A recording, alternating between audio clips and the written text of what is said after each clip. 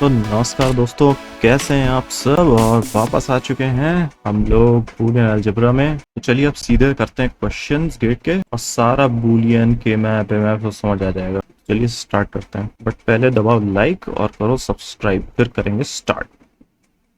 वापस से हम लोगों ने गेट 2024-2025 का पेपर खोल लिया है और लाइन से लगा दिया आंसर की के साथ। तो देखते हैं अब ढूंढेंगे क्वेश्चंस बूलियन अलजेब्रा के। हाँ देखिए, एक मिला है बट अभी नंबर सिस्टम किया नहीं, नंबर सिस्टम बाद में जब करेंगे तब करेंगे इसका क्वेश्चन। तो ये देखिए एक मिला है क्वेश्चन, आपको ऑप्शंस दिख रहे हैं ना जी, दिख रहे हैं, बहुत अच्छा। Consider circuit shown below where the gates may have propagation delays. Assume that all the signal transitions occur instantaneously and the wires have no delay. Which of the following statements about circuit are correct? ये थोड़ा आगे circuitry का question है तो इसको भी बाद में लेंगे। अभी हम स्पेसिफिकली ढूंढ रहे हैं बूलियन अलजेब्रा सर्किट रिडक्शन के में। तो एक क्वेश्चन मिल चुका है हमें। तो क्वेश्चन अगर आपको दिखना हो तो मैं थोड़ा जूम कर देता हूँ। ओके, हल्का सा ऑप्शन छुप रहा है, मैं थोड़ा ऐसे हो जाता हूँ, ऐसे हो जाता हूं मैं। ओके, तो the question is consider a Boolean expression given by this, which of the following statements are correct. तो बूलियन फंक्शन दिया हुआ है अपने को और पूछा है कि कौन सी स्टेटमेंट करेक्ट है। इसके लिए बहुत ज्यादा लिखने की जरूरत नहीं है, देखिए तुरंत हम लोग खुद कर सकते हैं। तो 3 5 6 7 0 1 2 4 आई थिंक इज करेक्ट, तो पहला वाला होना चाहिए करेक्ट। अब ये कह रहे हैं कि रिड्यूस करके X Y Y Z X Z आ रहा है। तो चलिए 60 से इसको रिड्यूस करके देख लेते हैं। एक जगह हो गई एक्स की, एक हो गई वाई जी की, 2 3 4 और एक वप्स एक यहाँ पे आएगा 0 0 0 1 1 1 1 0 रिकॉर्ड यहाँ पे आएगा 0 और 1। ठीक है, नाउ तो सबसे पहले करते हैं एसओपी में। तो 3 के लिए यहाँ पे 3 है, उसके बाद 5 1 0 1 is 5 1 1 0 is 6 and sorry 1 1 1 is 7। ठीक है, तो ये कह रहा है X Y Y G X G, is this correct. तो this is SOP sum of products है, इसीलिए सम ऑफ प्रोडक्ट्स में कर रहे हैं।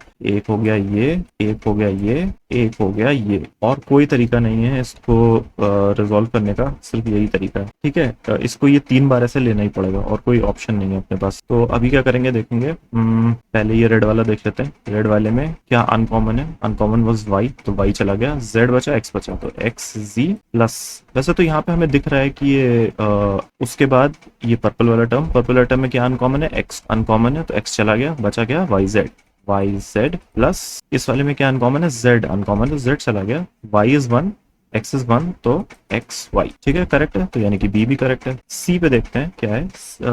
This is the independent of input of Y. तो ये कह रहे हैं कि वाई का कुछ भी इनपुट हो, ये जो फंक्शन है जिसके डिपेंडेंट नहीं है। वैसे हमें क्लियरली दिख ही रहा है कि वाई तो इनपुट में पार्टिसिपेट कर ही रहा है। अगर वाई की वैल्यू 0 होगी तो ये दोनों टर्म्स नहीं मैटर करेंगे, तब ये टर्म मैटर करेगा। बट अगर 1 होगी वाई की वैल्यू तो ऑब्वियसली ये दोनों टर्म्स मैटर करेंगी। एंड तो यहाँ सिंपली दिख रहा है कि y पे डिपेंडेंट है ये फंक्शन, तो इतना दिमाग लगाने की जरूरत है नहीं यहाँ पे। तो C की स्टेटमेंट है गलत। D भी सिमिलरली बिल्कुल गलत है, क्योंकि दिख रहा है कि x पे डिपेंडेंट है, तो इसका आंसर होना चाहिए A, B। देखते हैं क्या हमारा आंसर सही था। ये CS1 की आंसर की 47 AB, तो आंसर है बिल्कुल सही। चलिए चलते हैं अगले क्वेश्चन। एक और क्वेश्चन मिला है but this is also advance circuitry का थोड़ा क्वेश्चन है, डिजिटल लॉजिक का। तो इसको भी अभी फिलहाल स्किप करते हैं बिकॉज इट हैज मल्टीप्लेक्सर्स अभी तक हमने देखा नहीं क्या होता है। कूल। तो पेपर 1 में मिला एक क्वेश्चन जो हमारे मतलब का था। वैसे 2-3 और क्वेश्चन थे डीएलडी के, तो 4 क्वेश्चन तो आ गए देखिए डीएलडी से। और हमने देखा कि बहुत ज्यादा एडवांस थे, मतलब कि बहुत ही कुछ ऐसा खतरनाक टॉपिक का एसआर लैच वगैरह नहीं पूछ लिया था, बहुत सिंपल चीजें पूछी थी, तो इजी है। अब देखते हैं इस पेपर में।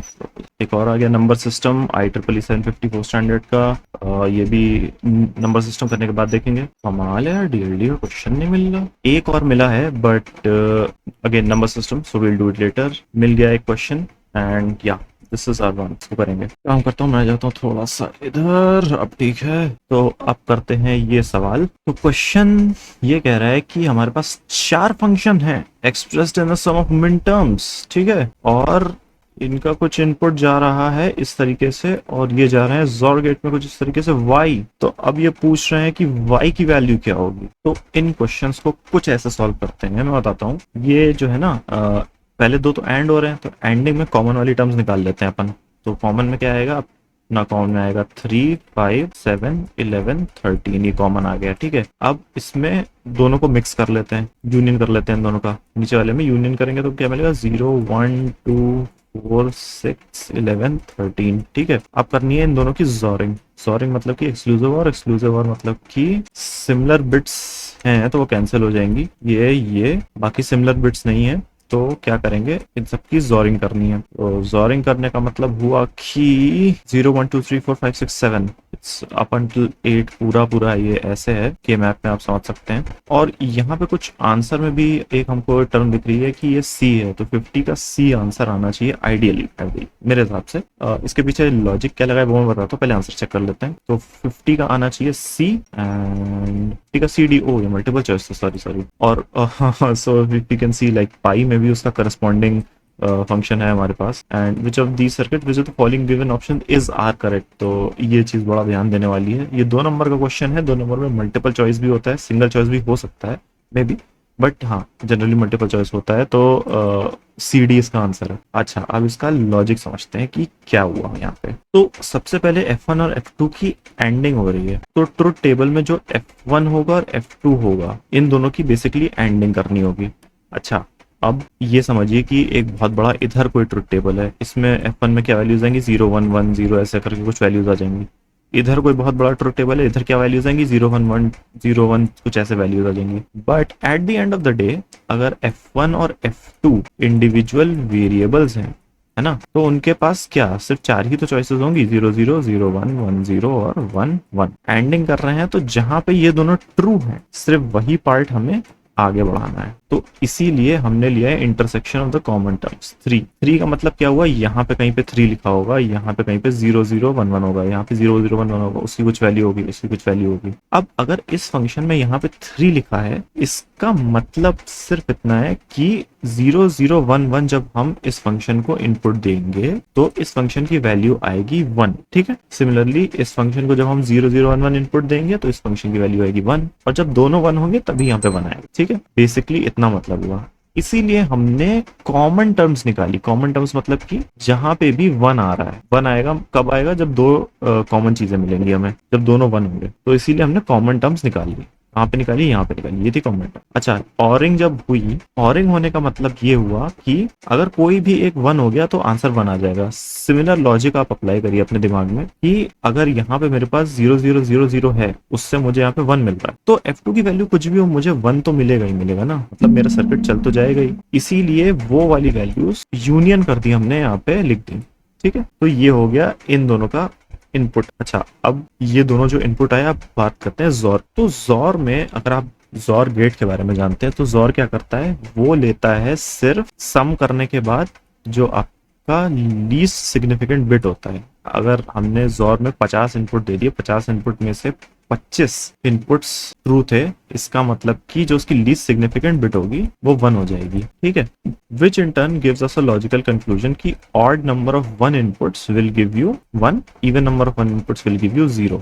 अच्छा, इससे अगर आप जोर का टेबल याद करें तो जोर का टेबल कुछ ऐसा दिखता है, 0, 0, 0, 1, 1, 0, 1, 1। तो जोर का आउटपुट दिखता है 0, 1, 1, 0। इससे सिर्फ इतना पता चल रहा है कि अगर बिट सेम है तो आंसर 0 आएगा, नहीं तो आंसर 1 आएगा। वही सेम लॉजिक हमने यहाँ पे अप्लाई किया है कि अगर सेम अगर कॉमन चीजें हैं तो उसको निकाल देते हैं, बचे हुए का यूनियन कर देते। तो बस ये सिंपल सा लॉजिक हमने लगाया है। इंट्यूशन वाइज इसका यही आंसर है। आपको अगर थोड़ा ये समझ ना आया हो तो एक काम करिएगा, छोटा कोई सर्किट लीजिएगा, 2 वेरिएबल वाला या 3 वेरिएबल का ले लीजिए, एग्जैक्ट सेम चीज किसी रैंडम वैल्यूज के साथ करके ट्रुथ टेबल्स के साथ एक एक करके निकालिए, तो आपको थोड़ी चीजें और क्लियर होंगी कि एंड और जोर गेट जो है ये सब कैसे काम कर रहे हैं, और एट द एंड जो हमने आंसर निकाला वो कैसे आया। तो आंसर तो हमारे पास आ गया 0, 1, 2, 3, 4, 5, 6, 7 फॉर सिग्मा। अच्छा, अब यहाँ पे हमें जो हमने पिछले लेक्चर में देखा था कि सिग्मा और पाई जो होते हैं वो एक दूसरे के कॉम्प्लीमेंट होते हैं, तो अगर पाई में एग्जैक्टली उल्टी वैल्यूज लिखी है मतलब ये भी एग्जैक्ट सेम आउटपुट देगा एज दिस सिग्मा। तो C, D was the answer. Okay, let's move on. And surprisingly set 2 में DLD काफी कम आया था 2024 के पेपर में, IC Bengaluru. Now let's move on to 2025, that's IIT Guwahati, oh sorry IIT Roorkee, IIT Guwahati 2026 जो आप देंगे। Let's find a DLD question. There you go, Boolean algebra का एक क्वेश्चन मिल चुका है, तो इसको करते हैं अब यहाँ आ जाते हैं। तो ये कह रहा है कि let X be a 3 variable Boolean function that produces output 1 when at least two of the input variables are 1. Which of the following statements is are correct about this? So at least 2 अगर 1 है तो output में आ रहा है 1। इसका मतलब ये है अपना कैरी ऑफ फुल एडर, क्योंकि 3 इनपुट उसमें भी होते हैं और कैरी 1 कब आएगा, जब at least 2 of the inputs are 1। तो अभी ये कह रहे हैं कि इन स्टेटमेंट्स में से कौन कौन सी स्टेटमेंट्स करेक्ट। ऐसे क्वेश्चंस में जनरली पता है क्या करना होता है, बाय मेथड ऑफ एलिमिनेशन काम करना पड़ता है। तो पहला ऑप्शन दे के बताता हूँ, जैसे x के साथ a कॉमा बी और बाद में फंक्शन दे दिया is equals to x of something x a b c comma d comma e। चलिए अज्यूम करते हैं कि ए बी की वैल्यू है 1 1, डी की वैल्यू है 0 0, कर लेते हैं अज्यूम। तो क्या ये दोनों इक्वल होंगे? ऑब्वियसली नहीं होंगे। कैसे नहीं होंगे जरा देखते हैं। अगर ये दोनों 1 हुए that means at least 2 inputs are 1, at least 2 inputs are 1। इसमें कुछ भी हो, मैं कहता हूं कुछ भी हो, एक्स वाई जेड कुछ भी हो, 0 हो चाहे 1 हो, ये तो 1 है। तो ये जब दोनों 1 हुए तो इसकी वैल्यू हो गई 1। अच्छा, अब इन दोनों की अगर डी और ई की वैल्यू 0 है तो इसकी वैल्यू चाहे 1 हो चाहे 0, नहीं फर्क पड़ता, ये 0 ही होगा। तो 0 is not equal to 1, that means जो पहला ऑप्शन है अपना लिख लेते हैं ए बी सी डी, यहाँ पे लिख लेते हैं। तो ये तो गलत है, ये तो नहीं हो सकता। ठीक है, चलिए इसको मिटा देते हैं। वहां पेपर पे थोड़ा सा, वहां पे इतना तो पेपर पे लिखने की भी जरूरत नहीं पड़ेगी, आपको मन में ही हो जाएगा ये तो। अब इस वाले को देखते हैं, X of a comma B comma X of A B C is equals to X of A B C. Let us assume this is 1 1 1 1 होगा तो ऑब्वियसली 1 आएगा वैल्यू, इसका भी इसका भी। अब ये अगर 0 1 हुआ तो ऑब्वियसली सी पे डिपेंड करेगा, देन दोनों केसेस में सी पे ही डिपेंड करेगा। सी 0 है तो 0 हो जाएगा, 1 होगा तो 1 हो जाएगा। ठीक है, ये भी इक्वल है, सही केस है। Now let's go for 1 0। Again ये चीज इन्वर्ट हो गई तो अभी सी पे डिपेंड कर रहा है। सी की वैल्यू 1 होगी तो ये 1 हो जाएगा, 0 की तो 0 हो जाएगा। And for the case of 0 0 this is anyway 0, so this one is correct. ये कंक्लूजन फॉलो करता है। ठीक है, तो अभी तक हमने सिर्फ 2 वेरिएबल की वैल्यूज को मैच करके देखा है, आगे भी वैसे ही करेंगे। चलिए अगले पे आते हैं। अगला वाला कहता है कि a comma B comma X of A C D, अब मैं जल्दी जल्दी लिख रहा हूँ थोड़ा सा, एग्जाम में भी ऐसे लिखना होता है, is equals to X of A B and X of C D C sorry. ठीक है, अच्छा तो फिर से वही करते हैं, ए बी से शुरू करते हैं। 0 0 क्या होगा, ऑब्वियसली 0 हो जाएगा। ठीक है, परफेक्ट। 0 1 तो ये तो 0 है, और यहाँ पे भी ये 2 बार अगर 0 हो गया तो ये ऑब्वियसली ये पूरा 0 हो जाएगा। बट यहाँ पे अगर C और D की वैल्यू 1 1 होती है तो ये 1 हो जाएगा, तो इसका मतलब C भी ऑप्शन नहीं है। अब फाइनली आते हैं लास्ट वाले पे, x of abc is equals to x of a x abc x acc, x of a x abc x acc। ab पे देखते हैं, अगर इन दोनों की वैल्यू 0 0 है तो obviously this is 0 this is 0 this is 0 this is 0, तो 2 जगह तो 0 मिल ही गया हमें, तो दैट 0। ठीक है,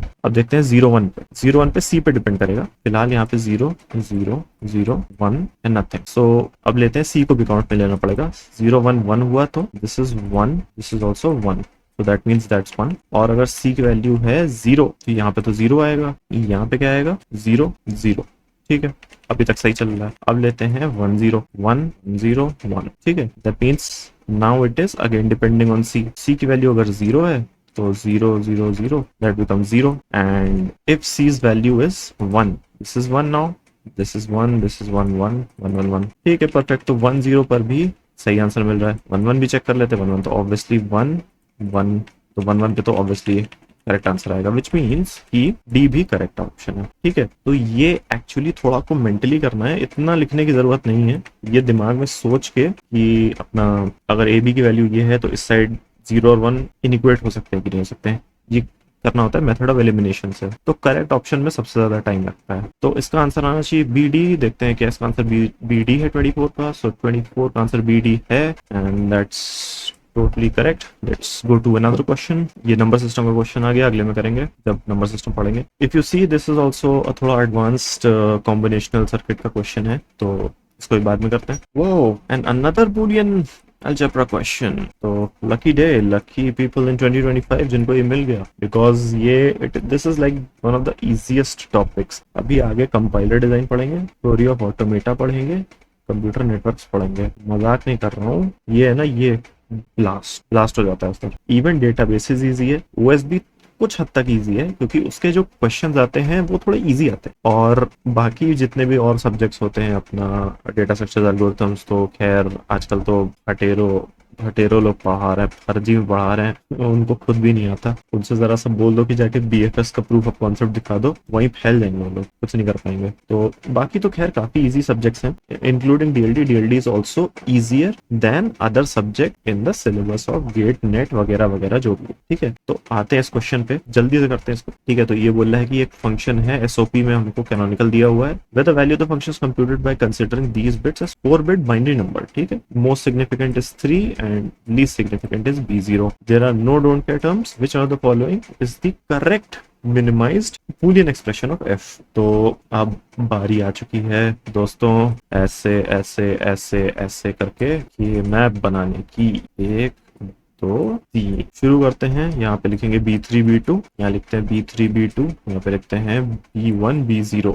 तो अब यहाँ लिखा जाएगा 0 0 0 1 1 1 1 0, सिमिलरली इधर 0 0 0 1 1 0 1 1। ओके, तो यहाँ से शुरू करेंगे 0 1 2 3 है नहीं तो 4 5 6 7, देन आएगा अपना उपसी, कुछ थोड़ी सी गड़बड़ हो गई यहाँ पे हमें लिखना था 1 1 यहाँ पे 1 0 यहाँ। ठीक है, तो 8 है 8, 9 नहीं है, 10 है, 10 के बाद 11 है। ठीक है, 11 के बाद है 12 1 1 0 0। ठीक है, इतना हो गया। बाकी सारे ऑब्वियसली 0 हैं, यानी कि इनको कंसिडर नहीं कर सकते रिडक्शन में, क्योंकि आंसर आप देखिए कि एसओपी के फॉर्म में दिया है। अगर पीओएस के फॉर्म में दिया होता तो इसको पलटना पड़ता, जीरोस कंसिडर करने पड़ते, जीरोस के गुट बनाते, उसके बाद उसको पीओएस में कन्वर्ट करते, तो वो करना पड़ता। बट फिलहाल यहाँ पे अगर आप देखें तो एसओपी में सम ऑफ प्रोडक्ट्स में तो 1 वाला के मैप बनाएंगे।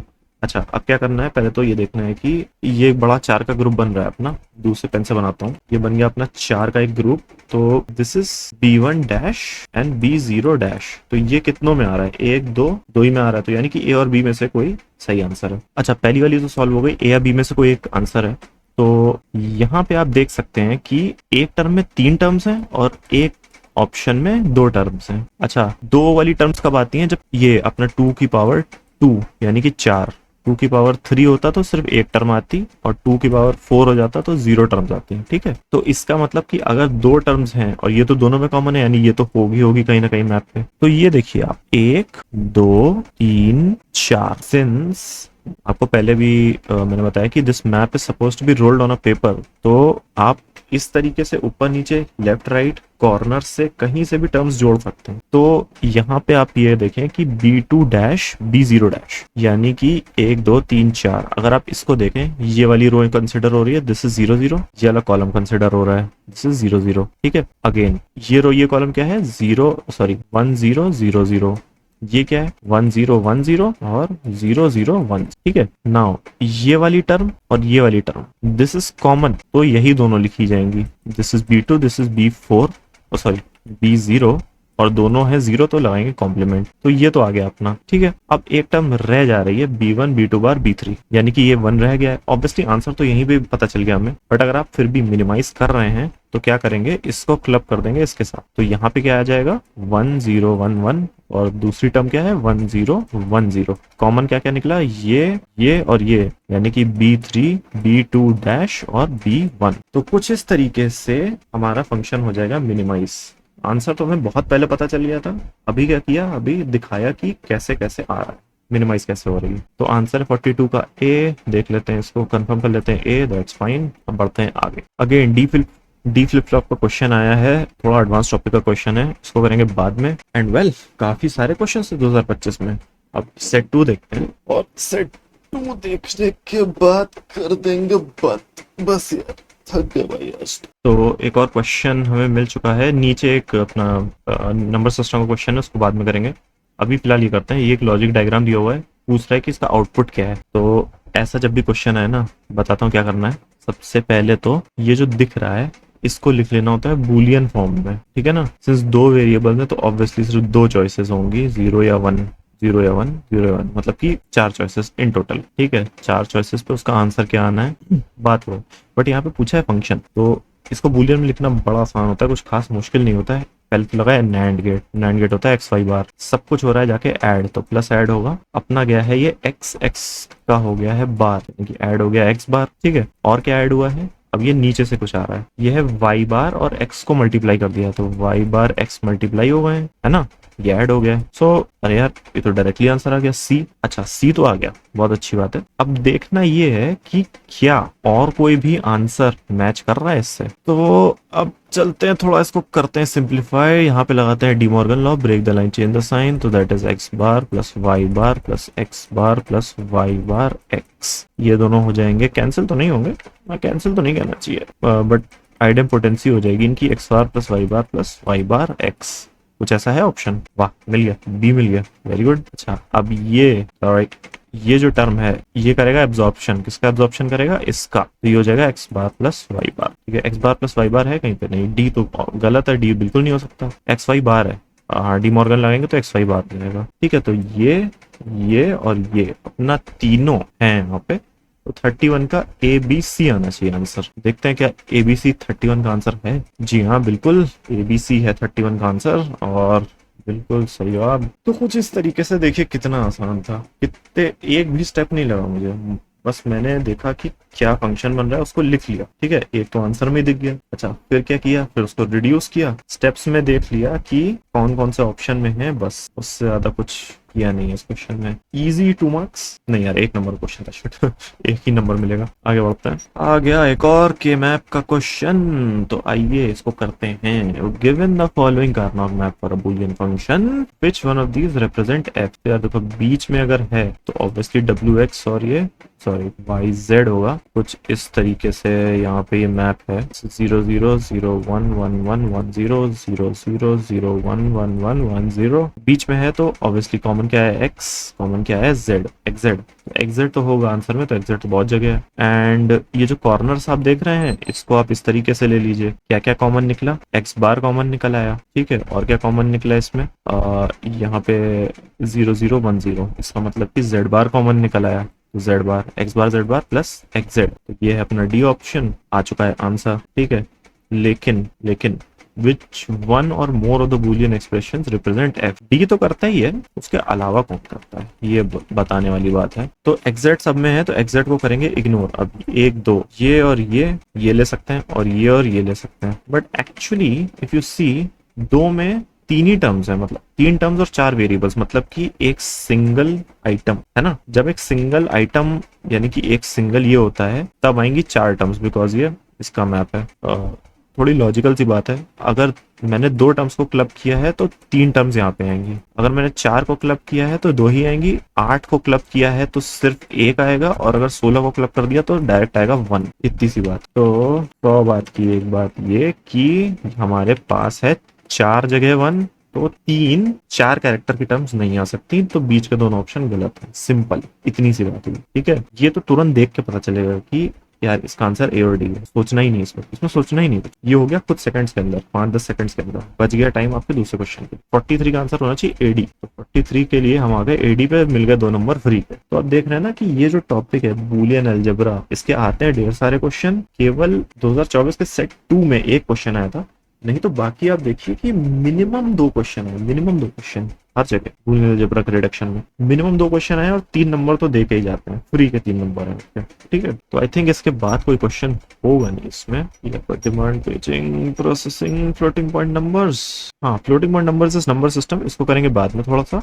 बट एक हमें मिला है, ये आदमी ये बोलता है कि कौन सी क्वेश्चंस करेक्ट है। तो इसमें ना थोड़ा सा समय आपको व्यर्थ करना पड़ेगा, ये पेशेंस का गेम है, और ये भी थोड़ा सा एलिमिनेशन वाले हैं। तो क्या करना है कि चेक करना है कि कौन सा सही है कौन सा गलत। तो इसके लिए दोनों साइडों को ध्यान से देखना पड़ेगा, इसके लिए ना मतलब समय तो गंवाना ही पड़ेगा, क्योंकि क्वेश्चन जैसा कोई क्वेश्चन नहीं है, ऑप्शंस में ही क्वेश्चन है पूरा। तो अगर एक क्वेश्चन में आपको 4 क्वेश्चन सॉल्व करने पड़ रहे हैं तो इसका मतलब है कि इसे करेंगे स्किप, अगले वाले करेंगे अच्छे से जो हो जा रहे हैं, फिर लॉर्ड केस पे आएंगे लास्ट में। तो जैसे कि यहाँ पे दिख रहा है हमें BC, यानी कि BC प्लस, BC है प्लस में, तो ये चीज ए पे नहीं डिपेंड कर रही है। तो हमें देखना है कि क्या यहाँ पे लेफ्ट साइड में कोई 2 टर्म्स हैं जो कि BC में रिड्यूस होंगे। तो हाँ बिल्कुल है, ABC और A बार BC, तो ये रिड्यूस होके BC आ जाएगा। ठीक है, बचे 3 terms, ABC bar, A bar B bar C bar, A B bar C। अच्छा A B बार और C, अगर इसको हम करेंगे तो A B बार तो आ जाएगा हमारे पास, बट यहाँ पे कहीं पे A B बार दिख नहीं रहा हमें, तो आई थिंक सो कि ये ऑप्शन गलत है। तो उसी तरीके से एक छोटा सा डिब्बा बना लेंगे ए बी सी डी का। तो ए तो है गलत। दूसरे पे आते हैं, A B plus A bar C plus B C, क्या ये बराबर है ए बी प्लस ए बार सी के? ऐसे करने में तो यार काफी समय लग जाएगा, तो क्यों ना एक काम करें, इसका बना लेते हैं ट्रुथ टेबल।